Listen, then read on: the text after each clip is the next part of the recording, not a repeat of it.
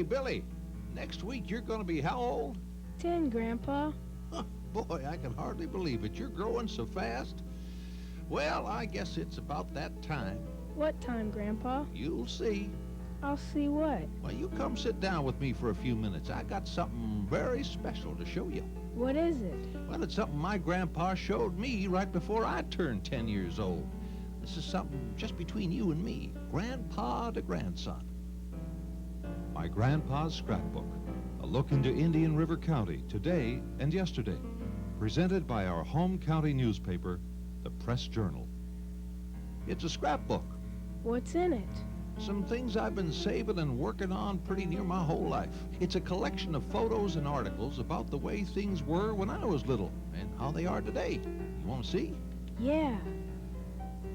Well, first of all, I bet you didn't know I lived in 3 counties without ever moving. See, back in the early days, this county changed names many times. In 1855, this county was named Brevard County. Before that, it was St. Lucie County. Why, then later on in 1905, they changed it back to St. Lucie County. Well, the people in these parts got kind of tired of having to drive all the way to Fort Pierce to conduct county business. So a group of local men took a trip on up to Tallahassee to help Senator A.W. Young finish the battle to change the name to Indian River County. They even chartered 2 trains to ride up there with big banners reading Indian River County Special hung on the side. They succeeded partly because Governor Martin wanted a county named after himself. So in 1925, the new Martin and Indian River counties were formed. Now, way back before all this happened, Indian River County had 2 other names. What were they? Well, the very first name was St. Johns County. Then back in, 1824, this area was known as Mosquito County. Yuck. Yeah, that's right. It wasn't a very attractive name, but fitting just the same. See, in the early days, you could swing a quart can in the air and catch a gallon of mosquitoes. Heck, they'd carry you off if you didn't have any weight to you. Really? Well, let me tell you, when I was your age, we used to play a trick on the mosquitoes. We'd place our hands on the porch screen and hold it there. And after a minute, we'd pull our hands away and you'd see a solid black outline of mosquitoes where your hand used to be. Wow. How'd you get rid of them? We're still fighting them, but we got rid of quite a few when they drained the land. What do you mean, drain the land? Well, Billy, back before the Indian River Farms Company dug all the ditches and canals in 1912, much of this area was underwater. It was nothing but swamps and savannas. I remember when they finally cut through the last section of canal, it was like unplugging a bathtub. All the water drained off and the fertile land was left for settling. What's this picture? Oh, look at that now. It's the old Sebastian Post Office. You know, it was first called the New Haven Post Office back in 1882 after Thomas New, an early settler to that part of the county. But on November 13th, 1884, it was renamed Sebastian and has been that ever since. Here's what the Sebastian Post Office looks like today. The community of Roseland, just north of Sebastian, received its first post office in 1892, and that one's still operating today. Other post offices to the south of Sebastian and still in operation include Vero Beach, which was founded way back in 1923, Wabasso, founded in February 1898, and Fellsmere, established in April of 1911. On November 25th, 1891, a Mr. Henry T. Giford became the first postmaster of the Vero Post Office. See, back then, the Postmaster General got to saying that the name of any new post office should have no more than 4 letters. So Mrs. Giford came up with the name Vero. It's Latin for truth, and 4 letters to boot, so Vero it was. What's this picture, Grandpa? Why, that's a picture of Barker's Bluff. It's an Indian shell mound that was said to be as high as the tallest cabbage palms and as big as a football field. It was named after John Barker, an early settler who was killed by the Indians. Really? Yep, and as the story goes, John Barker and his brother-in-law, William Russell, were trading with the Indians. Well, rumor has it that they got to adding a little too much water to the firewater and were salting the gunpowder with sand. Well, the Indians felt cheated and decided to put an end to them. Barker was killed. Mr. Russell got away, though he did take a bullet in the arm. Later on, in 1881, Barker's Bluff was homesteaded by Gottlob Kroegel. Kroegel later sold the shell mound to St. Lucie County to use for the first paved road stretching from Micco to Stewart in 1908. Kroegel's son Paul loved to watch the pelicans fly to their homes after an easy day of diving for food. But shucks, in the 1890s, before there was laws protecting the birds, many hunters killed young pelicans and egrets in order to get feathers for women's hats. Well, this stirred up Paul Kroegel so much that he'd regularly leave his boat shop and jaw the hunters to leave them birds alone. Kroegel had a heck of a time stopping them because he had no legal authority. Well, through the efforts of Kroegel and the Audubon Society, President Teddy Roosevelt set aside Pelican Island as the nation's very first wildlife refuge. That was on, March 14th, 1903. Why, Kroegel himself was named this country's first warden over a wildlife refuge. Where was this picture taken? Well, let's see. That kind of looks like, yeah, that's old downtown Sebastian. You can tell by the old Vickers store on the left, and to the back over the tracks there is the school. It is 2 stories high. From the school, you can see the Kitching store on the left, 3 small buildings, the Hardy store. Across the street is the Vickers store. You can see the roof of the Sebastian Inn showing above and behind the Vickers store. In the front there is the railroad station. Here's what the first school in Sebastian looked like. Boy, my school sure looks different. Yeah, well, today, Sebastian and the rest of the county have put up quite a few new schools to keep up with all the people moving here. This building was also a school, but now it's Sebastian City Hall. Sebastian sure is growing. Did you know the city of Sebastian was formed way back in 1933? No, Grandpa. Why'd they call it Sebastian? Well, you see, the very early Spanish explorers named the river St. Sebastian back in the 1700s, so they decided to call the city Sebastian after the river. The St. Sebastian River made big news back in September of 1924. See, that's when the Ashley gang held up the Bank of Pompano and escaped with $10,000 in cash. Then John Ashley and his gang made a mad dash for Jacksonville. A group of lawmen from Palm Beach and St. Lucie counties put a chain across the old wooden bridge over the St. Sebastian River. Wow, did they catch him? Well, now, the story goes that after chasing away some local boys, the lawmen were ready. The Ashley gang drove on the bridge, the lawmen quickly surrounded them, and when the time came to handcuff them, John Ashley, the leader of the gang, barked an order. The outlaws jumped for their guns, but the sheriff and his deputies took no chance. They poured lead in them, putting an end to the Ashley gang. Right on the bridge? Yep. Later on, why, they had to replace that old wooden bridge with this one in 1958. Oh, and speaking of bridges, here's the first wooden bridge to cross the Indian River back when this was St. Lucie County. It's the old Vero wooden bridge. It was opened on Labor Day, 1920. The next bridge was this wooden one in Wabasso. It was built back in 1924, and it opened on Washington's birthday. Here's a photo of the old bridge right next to the new bridge. The new Wabasso Bridge was built around 1970. These bridges are quite a bit different from the old ones. I can remember crossing the old wooden bridge in Vero, and as you went across, you'd think the boards were coming up after you, because they just rattle as you went over them. The Barber Bridge replaced the wooden bridge in 1951. Isn't that where we go fishing? Yeah, it sure is. Shoot, you'd really have to drop a long line if you hope to catch any fish from the 17th Street Bridge. That was opened in 1980. Here's what it looked like during construction. Now, this here is how the Sebastian Inlet looked before the bridge was built across it. The bridge was started in 1964. Took quite a bit of work, but they finished it, and by golly, there it stands today. You've taken me fishing there, too. Oh, sure have. Right here under the bridge and also on the jetty. You know, that inlet wasn't always there. See, back around 1914, a Mr. R.O. Couch designed a dredge to try and cut an inlet through the island. He had the help of Charles Sembler, another early settler to the area. Oh, they tried and they tried, but each time they cut through, the hole just kept filling back up with sand. Later on, why, the Inlet District was formed and completed the inlet in 1924. Grandpa, what's this picture? That's downtown Vero back in 1926. Oh, I tell you, this brings back some fond memories of strolling through the streets of downtown Vero Beach. See, this is the Osceola building. Florsheim Shoes was there at the time. Across the street here is the Sinclair station.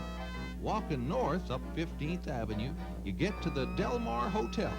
It was just a year old at the time. Turning east on 21st Street, you'd pass the arcade, then the Pocahontas building, which is still there today.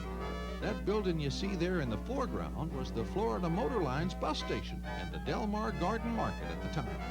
From the Pocahontas building walking south on 14th Avenue, you pass the First National Bank building, the Vero Realty Company, Dubow's Jewelers, a barbershop, Graves Brothers Realty, the Vero Theater, later known as the Florida Theater, Rexall Drugs, the Vero Restaurant and Hotel, that's the Penny Store, the Western Union, and the Farmers Bank. Looking east down Osceola Boulevard, now Route 60, you see the Roach Garage. Further down Osceola, there's the old City Hall. That was quite a building. It tripled as City Hall, firehouse, and police station. Those sure were good times. This area was growing so fast. Why, Vero Beach had grown from 40 residents in 1910 to nearly 1,500 in 1925. If you were standing on top of the old Vero Theater looking back south, you'd enjoy this great view of Osceola Boulevard. On the corner is the drugstore. Just behind it to the south is the Gilman Restaurant. On the other side is Lebo's Clothes Store, the Illinois Building, Mayor's Department Store, and Ralph Furniture. Looking back at these photos, I almost feel like I'm standing there looking down 14th Avenue, or maybe a look west at the Del Mar Hotel, or turning all the way around to visit the Pocahontas Park for a swim, or just to say hi to the bear. This is how the park looks today. That's where we went last week. That's right. And remember we walked up the street to the restored train station? Yeah, that place was neat. Yeah, but you know, that place wasn't always a museum. There was a time when the train station was a very busy spot in the community. Why, back in 25, we'd get as many as 9 trains a day passing through Vero. This is the way it looked way back in 1914.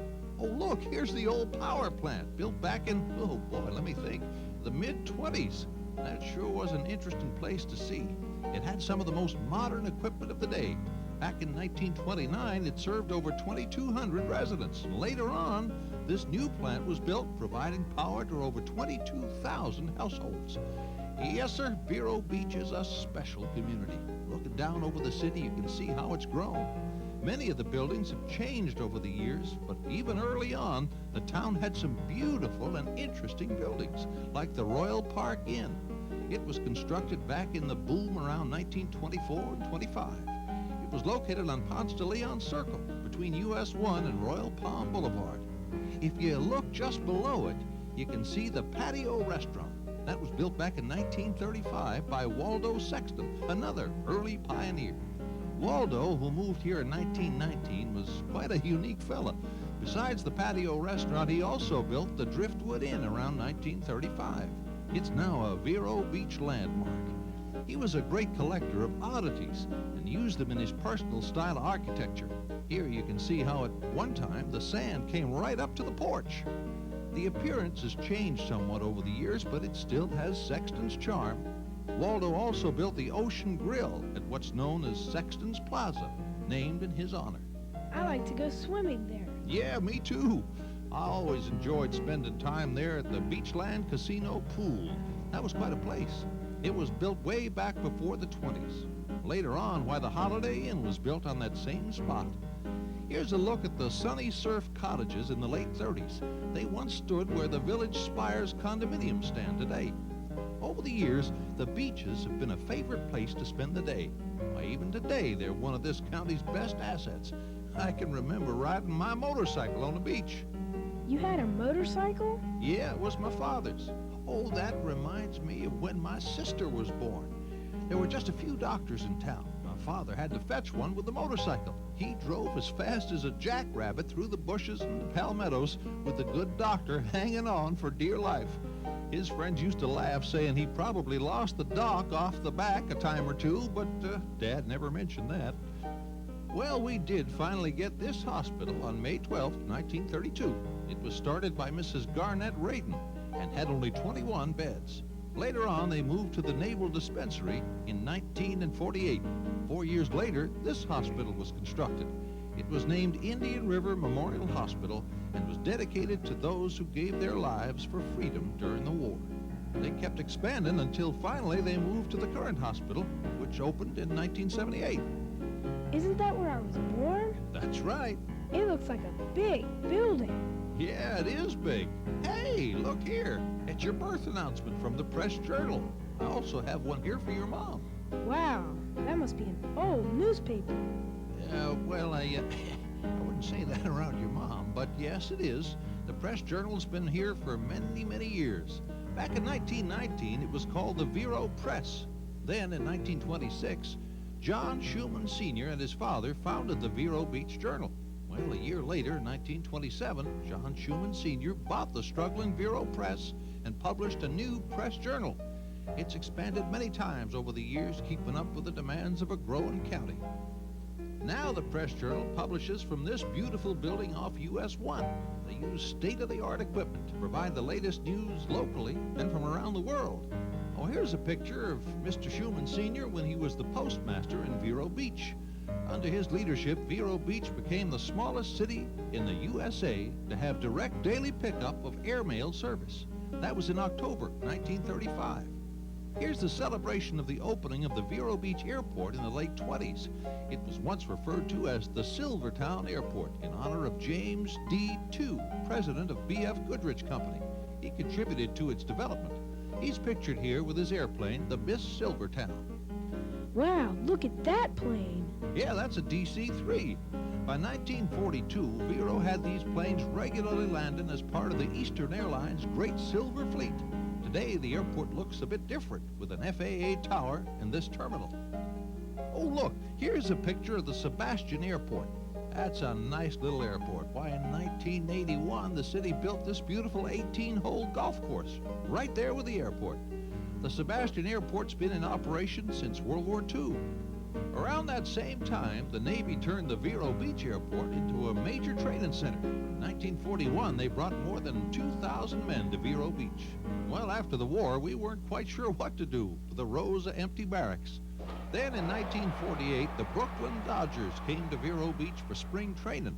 The city leased the vacated barracks and grounds to the Dodger Club for pennies. The Dodgers built a stadium here and named it Bud Holman Stadium. Bud helped to bring the Dodgers and the town together. Here's a picture of Bud throwing in the first ball of spring training to Walter O'Malley. O'Malley is flanked by the Dodger coaching staff. I guess they thought Bud threw a wild ball. Today, Dodger Town has a different face. The old barracks were torn down in 1973 to make room for the conference center and more modern facilities for the players. Remember when I took you out to meet the players? Yeah, Grandpa, that was great. The hot dogs are real good, too. Well, quite a few people travel many miles to eat those hot dogs and watch the Dodgers play ball. Of course, they do come for other reasons, like the beaches and warm Florida sun. Fishing. Yeah, that's right. Golf and tennis, too. You see, tourism is Indian River County's second largest industry. People come to visit here because there's lots of good things to do, like going to nice restaurants, seeing a play at the Riverside Theater, or maybe looking at the paintings over at the Center for the Arts. That's where I got my face painted. Yep, that was at the Children's Art Festival. You know, this area has always had many fun events to attend. I always loved the parades. Remember going to this parade at the Sebastian 4th of July celebration? Yeah, there sure were lots of people. All the fairs and festivals do make this area special. But do you know the #1 industry that makes this county special? What? Citrus. Citrus has been a big part of this county for many, many years. Indian River citrus is known as some of the best in the world. Why, records show that citrus had been planted in this area as early as the 1880s by David P. Gibson. Oh, there were many, many people starting up grows in the early days. One of them, a Mr. Stephen Michael, started his grows in the Orchid area between 1902 and 1912. It was said that he had a small garden next to his home, and the deer would regularly help themselves to his crop, so they nicknamed it the Deerfield. So it only seemed fitting that he name his company Deerfield Groves. Back then, many different crops were grown in Indian River County, from tomatoes and potatoes to sugar cane and pineapple, but citrus was best suited for the climate. One of Indian River County's biggest farming communities is Fellsmere, located west of Sebastian. Fellsmere was named after E. Nelson Fell, who settled there in 1910. People had high hopes for that town. By 1913, Fellsmere had 503 residents. Why, Vero only had 85 at the time. The Fellsmere Farm Company was instrumental in the growth of the community. They were selling land, and many people were buying. It was quite a booming city. As a matter of fact, Fellsmere was the second city in the state of Florida to have concrete streets, and one of the first to allow women the right to vote, 5 years before the rest of the country. Things were looking great for Fellsmere until tragedy struck with the big hurricane of 1915. It poured over 13 inches of rain on the small city and flooded its partially finished drainage canals beyond capacity. The flooding sent many settlers packing for the north, never to return again. But many stayed in the city of Fellsmere, and today it remains a nice, quiet little community. Oh yeah, Fellsmere had another first to its record. The very first women's club formed in the Indian River County, the Fellsmere Library Association. That was back in 1914. The Vero Beach Women's Club organized in February of 1915 on the front porch of the Sleepy Eye Lodge, also with the purpose of creating a library. This is the first Vero library built in 1916. It remains there today and is the oldest public building in the city. In 1962, the library moved to this building. Can you see the 3 arches at the entrance? Yeah. Well, they were designed to symbolize 3 stacked books. Today, this beautiful building is the library and houses pretty near 100,000 books. Here's a photo of the North County Library. It's located on County Road 512 out by Roseland Road. Everyone's proud of these beautiful buildings, real proud. They're the result of the hard-working people of Indian River County. Yes, sir, I'd say this county has been lucky to have been formed by so many hard-working volunteers. Why, all the way back to the old days, area people were taking time away from their work to lend a hand on beautification projects. People worked hard in a spirit of cooperation, and the result is this beautiful county carved out of a Florida swamp.